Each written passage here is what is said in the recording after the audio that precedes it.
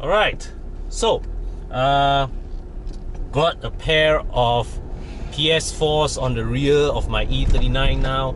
So yeah, total cost 480 ringgit per pair, adding up to 960 ringgit. To recap what happened, so I was coming back from Rawang. Then I felt the steering. I felt a bit of a judder on my steering, and I also noticed an increasingly severe pull of the steering to one side. All right, I think it was to the left side. Yeah.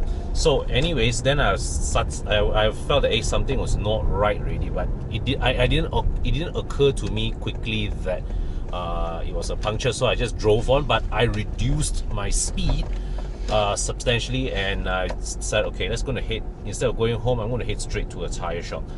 And I actually thought it was one of the two front tires. Then I went down and checked. The two front tires are fine. It did not occur to me to check the rears. And when I arrived at the tire shop, I saw that, oh crap, it was the rears that have gone. And because I think it's probably because of the distance I covered, the tires were gone, condemned, tak boleh pakai. But the sidewall was distorted, but surprisingly, the tire still sort of like was intact, so I escaped without any damage to my wheels, thank God. But still, it did mean that I needed a new left rear tire.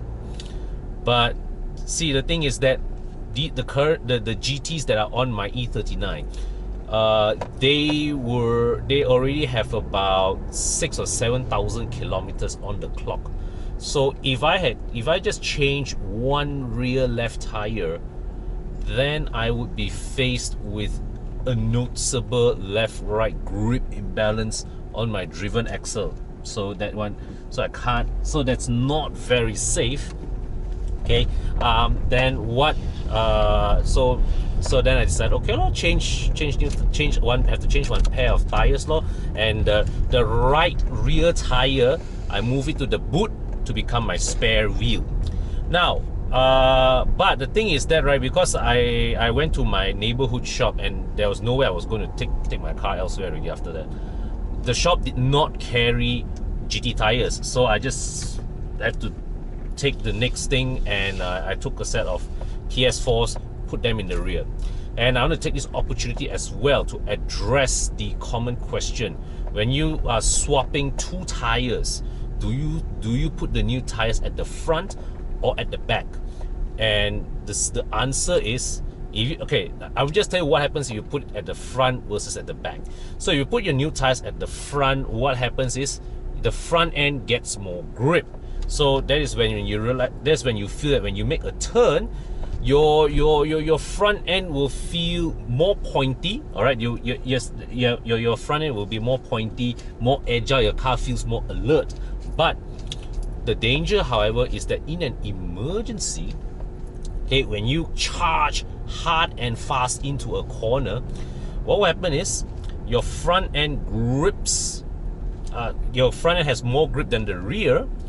So in the event you push to the limits of adhesion, the rear will give way first, and will put you in an oversteer condition. Now, if you are good in recovering from drifts, that is perhaps fine. But people like us who do not have race car driving credentials, oversteer is not something you want to deal with on a public road. Okay, so if you put your new tires at the rear, all right, so the differential in grip now then favors the rear. And what happens is, as you approach the limits of adhesion, your front end gives way first, your back end follows. What this gives you? Understeer.